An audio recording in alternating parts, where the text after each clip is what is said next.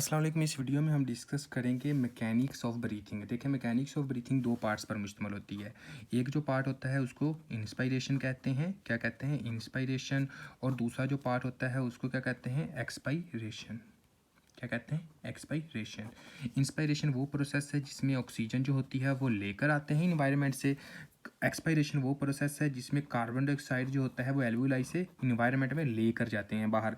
और इसको एक्सपायरेशन को एक्सीलेशन भी कह सकते हैं और इंस्पायरेशन को इनहेलेशन भी कह सकते हैं। देखिए, एक होती है, इसको हम दो आगे डिवाइड करते हैं दो पार्ट्स में। दो पार्ट्स कौन से होते हैं इंस्पायरेशन को? एक होती है नॉर्मल इंस्पायरेशन या quit expiration. Quite normal inspiration number 1। उसके बाद नंबर 2 जो होता है वो होता है डीप इंस्पायरेशन। कौन सी होती है? Deep inspiration. इसी तरह एक्सपायरेशन को भी हम दो पार्ट्स में डिवाइड करते हैं। एक होती है नॉर्मल एक्सपायरेशन, दूसरी कौन सी होगी? Deep expiration. अब हम इसमें थोड़ा सा फ़र्क पड़ेंगे। देखें, जो आपकी सबसे पहले हम डिस्कस करते हैं इंस्पायरेशन को। इसमें जो एमसीक्यूज आएंगे वो हम देखेंगे।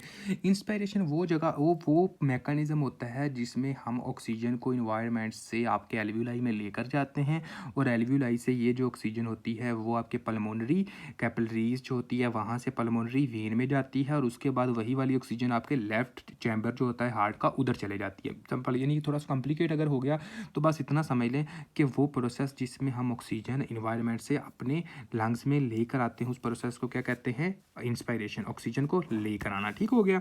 अब ये जब इंस्पायरेशन होते हैं ना, जब हम लेकर आते हैं ना, तो इसमें थोड़ी सी एनर्जी वेस्ट होती है। तो ये जो एनर्जी इसमें लगती है इस वजह से इसको कहते हैं एक्टिव प्रोसेस। क्या कहते हैं? Active process. देखें फॉर एग्जांपल, ये है एल्वियोलाई, समझ आ रही है? ये क्या है? एल्वियोलाई। अगर इस तरह देखें, ये एल्वियोलाई। अब ये एल्वियोलाई इस तरह अगर मैं कर रहा हूँ, ये क्या इस तरह कर रहा हूँ तो मेरी एनर्जी लगी है। इसी तरह जब फेफड़ों के अंदर फॉर एग्जांपल आप हवा लेकर जाते हो, जब आप हवा लेकर जाओगे तो जो आपका लंग्स जो होते हैं वो साइज में बढ़ते हैं, वो डिस्टेंड होते हैं। क्या होते हैं? डिस्टेंड होते हैं। और उनका डायामीटर जो होता है वो भी बढ़ता है। और उसके बाद आपके अगर आप स्ट्रक्चर पढ़ते हो चेस्ट का तो उसके सामने वाला जो स्ट्रक्चर होता है उसको क्या कहते हैं? सामने वाला स्ट्रक्चर को स्टर्नम कहते हैं। फॉर एग्जांपल, ये वाला जो स्ट्रक्चर है ये क्या है? स्टर्नम। ये स्टर्नम रिब्स के साथ लगी होती है और पीछे इसके क्या होता है? ये पीछे बिल्कुल बैक, अगर आप अपनी बैक पर, जिसको मोरे कहते हैं या वर्टिब्रा कहते हैं, ये किसके साथ लगा होता है? वर्टिब्रा के साथ। तो जब आप सांस लेते हो, यहाँ पर अगर लंग्स है ना, तो जब आप सांस लेते हो तो सांस लेने के दौरान आगे पीछे का डायामीटर भी बढ़ता है। मतलब कि आपका स्टर्नम और आपके वर्टिब्रा का जो साइज़ होगा, अगर ये नॉर्मल है तो जब सांस लोगे तो ये यहाँ आ जाएगा। ठीक होगा। ये फ्रंट और बैक का जो होगा डायामीटर वो इंक्रीज होगा। क्लियर? उसके बाद जो लंग्स होते हैं वो क्या होते हैं? डिस्टेंड होते हैं। लंग्स जब डिस्टेंड होंगे तो लंग्स का जो वॉल्यूम है वो क्या होता है? मतलब लंग्स क्यों डिस्टेंड होते हैं? क्योंकि हवा उसके अंदर जा रही होती है। इसमें आप एग्जांपल ले लें गुब्बारे की। जैसे मतलब कि जैसे आप गुब्बारे में हवा भरते हो तो गुब्बारा क्या होता है? वो डिस्टेंड होता है गुब्बारे में जैसे जैसे हवा जाती है। ओके हो गया। तो उसमें आपकी एनर्जी वेस्ट होती है कि नहीं होती? होती है। तो वो वाला प्रोसेस कौन सा होगा? Active process. क्या सा? Active process. और उसमें जो एक्टिव प्रोसेस है, इसी तरह इंस्पायरेशन में भी आपका प्रोसेस कौन सा होता है? Active process. और इसमें आपके मसल्स इस्तेमाल होते हैं। एक्टिव प्रोसेस में कौन से मसल्स इस्तेमाल होते हैं हम वो देखते हैं। देखें, मेनली आपके दो मसल इस्तेमाल होते हैं। एक मसल्स होता है एक्सटर्नल इंटरकोस्टल मसल्स। दूसरा मसल जो इस्तेमाल होता है उसको कहते हैं डायाफ्राम मसल। कौन सा कहते हैं? Diaphragm muscles.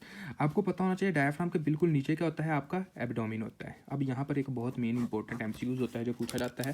ये डायाफ्राम जो होता है, यहाँ जो मेल में, यानी कि मेल में जो मसल ज़्यादा रोल अदा कर रहा होता है इंस्पायरेशन में, वो डायाफ्राम होता है। कौन सा होता है? डायाफ्राम। कौन सा होगा? डायाफ्राम। तो डायाफ्राम क्या है? एब्डोमेन के पास। तो मूवमेंट क्या होती है? एब्डोमेन से आपके एक्सटर्नल इंटरकोस्टल कौन सा मसल होता है? आपके ये वाला जो मसल्स होता है ये रिब्स के दरमियान में होता है। यानी कि ये इंटरकोस्टल मसल्स का एक पार्ट, एक हिस्सा होता है जिसका नाम होता है एक्सटर्नल इंटरकोस्टल मसल्स। देखें, डायाफ्राम मेनली मेन में रोल अदा करता है और ये एब्डोमेन के पास होता है। तो इस वजह से इस मूवमेंट को कहते हैं एब्डोमिनोथोरैसिक मूवमेंट। क्या कहते हैं? एब्डोमिनोथोरैसिक मूवमेंट। ये एमसीक्यूज में पूछा जाता है कि मेल में कौन सी मूवमेंट होती है, तो हमने बताना है एब्डोमिनोथोरैसिक मूवमेंट क्यों होती है। उसमें डायाफ्राम का मसल्स जो होता है ये ज़्यादा इस्तेमाल होता है, यहाँ पर बेली मसल्स जो होते हैं वो भी ज़्यादा रोल अदा कर रहे होते हैं। तो इस वजह से ये जो मूवमेंट होगी वो कौन सी होगी, एब्डोमिनोथोरैसिक मूवमेंट। एक्सटर्नल इंटरकोस्टल कम रोल अदा करते हैं। ये किस में होते हैं, मेल में। फीमेल में इसके ऑपोजिट होता है। फीमेल में कैसे ऑपोजिट होता है, फीमेल में एक्सटर्नल इंटरकोस्टल ज़्यादा काम करता है। क्या होता है, एक्सटर्नल इंटरकोस्टल ज़्यादा काम करता है। जब एक्सटर्नल इंटरकोस्टल कहाँ होते हैं, हर हमारी रिब्स के दरमियान में इंटरकोस्टल स्पेस में, तो ये थोरैक्स रीजन है। तो फिर ये क्या होता है, आपके थोरैसिक से डायाफ्राम का होते हैं एब्डोमिनल रीजन की तरफ।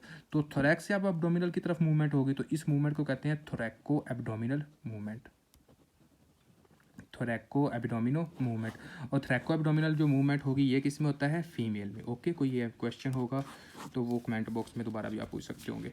यानी कि जो थोरैको एब्डोमिनल मूवमेंट होगी वो किस में होगी, फीमेल में।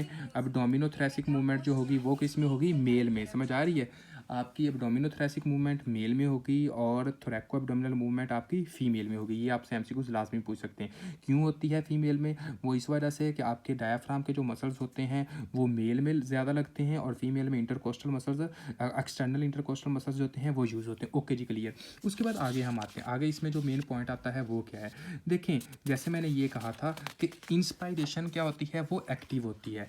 अभी आप एक्सपायरेशन की तरफ आए। नॉर्मल एक्सपायरेशन, हमने नॉर्मल इंस्पायरेशन की थी, अभी हम भी इधर नॉर्मल एक्सपायरेशन में आते हैं भाई। अब कि नॉर्मल एक्सपायरेशन क्या होती है, नॉर्मल एक्सपायरेशन, ये जो पहली पॉइंट था नॉर्मल एक्सपायरेशन। तो नॉर्मल एक्सपायरेशन क्या होती है, देखें यार, जो नॉर्मल एक्सपायरेशन होती है आप में, इसमें क्या होता है, ये पैसिव होता है। पैसिव कैसे, इसका मैं लिए आपको एक एग्जांपल देता हूँ। फॉर एग्जांपल, आप गुब्बारे में हवा भरते हो, जब आप हवा उसमें भरते हो तो उस वक्त आपकी एनर्जी निकलती है, सॉरी वेस्ट होती है, आपको ज़ाया करते हो, एनर्जी यूज़ करते हो आप कह सकते हो। लेकिन जब आप गुब्बारे से बाहर हवा निकाल रहे होते हो तब आपकी कौन सी एनर्जी लग रही है, नहीं लग रही होती। गुब्बारे से हवा बाहर निकालने के लिए जब आपकी एनर्जी नहीं लग रही होती तो वो क्या होता है, पैसिव प्रोसेस। तो लंग्स का भी सेम मैकेनिज्म होता है। तो लंग्स में क्या होगा कि आपका नॉर्मल जो होगा, जो नॉर्मल एक्सपायरेशन होगी, जो नॉर्मल बैठे बैठे सुकून के साथ आप एक्सपायरेशन करते हो, उसमें आपकी एनर्जी नहीं लगती। तो इस वजह से ये मैकेनिज्म कौन सा होता है, पैसिव मैकेनिज्म। इसमें कोई मसल्स इस्तेमाल नहीं होता। Okay, clear. अच्छा जी, अब हम आते हैं आगे नंबर 2 पर, जो इसका दूसरी टाइप थी, डीप इंस्पायरेशन में। कौन सी, डीप इंस्पायरेशन में। अब देखो डीप इंस्पायरेशन में क्या होता है, डीप इंस्पायरेशन जो होता है ये आपका बहुत मेन इंपॉर्टेंट पार्ट होता है। ये कैसे बहुत इंपॉर्टेंट पार्ट होता है, जो डीप इंस्पायरेशन होता है इसमें आप हवा जो होती है वो डीपली लेकर आ रहे होते हो। क्या होता है डीपली, मतलब कि फॉर एग्जांपल एक बंदा फुल ज़ोर से हवा जो होता है वो इनहेल करे। क्या होता है, फुल ज़ोर से हवा इनहेल करे, ज़्यादा ज़ोर से, तो इसको क्या कहते हैं, deep inspiration. Deep inspiration. Forceful inspiration, क्या होता है, फोर्सफुल। इसमें आपकी क्या होती है, एनर्जी यूज़ हो। फोर्सफुल इंस्पायरेशन क्या होता है, एनर्जी यूज़ हो। तो ये कौन सा होगा, डीप इंस्पायरेशन। फोर्सफुल इंस्पायरेशन में क्या, डीप इंस्पायरेशन में होता है आप एनर्जी बहुत ज़्यादा यूज़ करते हो और इसमें मसल्स भी और इस्तेमाल होंगे। और इन मसल्स को क्या कहते हैं, एसेसरी मसल्स। इन मसल्स को कहते हैं एसेसरी मसल्स। ये एसेसरी मसल्स जो होते हैं ये इसमें आते हैं जनाब आपके आला नाजी मसल, ये वाला आला नाजी मसल एमसीक्यूज में पूछा जा सकता है। मेनली जो होंगे वो दो ही होंगे, डायफ्राम और एक्सटर्नल इंटरकोस्टल, लेकिन एसेसरी में ये आ जाएंगे।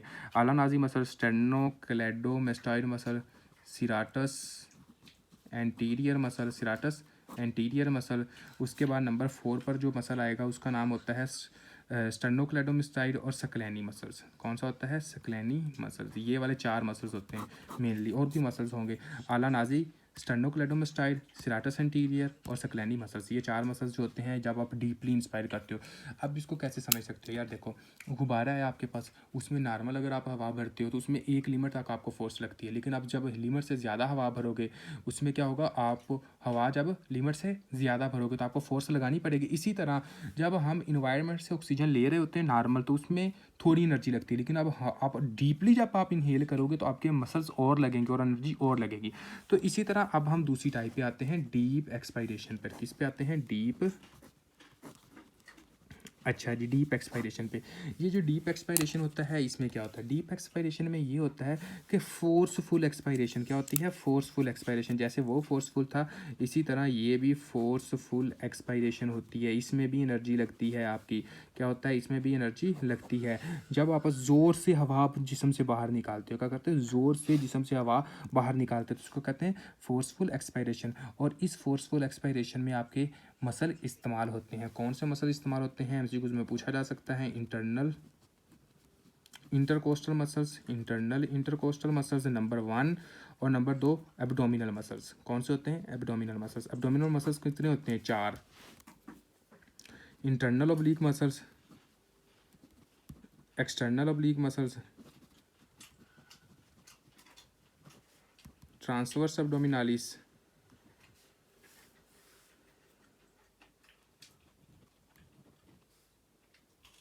ये वाले जो मसल्स होंगे ये एब्डोमिनल मसल्स होंगे, और ये वाले जो मसल्स होंगे इसमें कौन से होंगे? इंटरनल इंटरकोस्टल मसल्स है। तो एमसीक्यूज में पूछा जा सकता है कि आपकी डीप एक्सपायरेशन में कौन से मसल्स इस्तेमाल होंगे। तो आपने बताना है कि हाँ जी, मेरी जो डीप इंस्पायरेशन होती है, एक्सपायरेशन होगी, उसमें इंटरनल इंटरकोस्टल मसल्स होते हैं, और आपके कौन से होंगे? आपके एब्डोमिनल मसल्स इस्तेमाल होंगे। ये आपसे पूछा जा सकता है। ठीक हो गया। इसके बाद मतलब कि हाँ जी, ये सारे का सारा आपका मैकेनिक्स हो गए। जो एमसीक्यूज थे वो मैंने आपको बता दिए। इसके बाद इंशाल्लाह जो नेक्स्ट टॉपिक होगा उसमें हम लंग्स वॉल्यूम डिस्कस करेंगे कि लंग्स वॉल्यूम क्या होंगे। इसी तरह अगर आपके माइंड में कोई और भी क्वेश्चन हो तो वो आप पूछ सकते हो कि हाँ जी सर ये वाला क्वेश्चन है, तो वो आप कमेंट बॉक्स में कमेंट कर सकते हो। अगर आपको वीडियो पसंद आई तो प्लीज़ लाइक कीजिए, कमेंट कीजिए और शेयर कीजिए। फ़ी अमानुल्लाह, अल्लाह हाफिज़।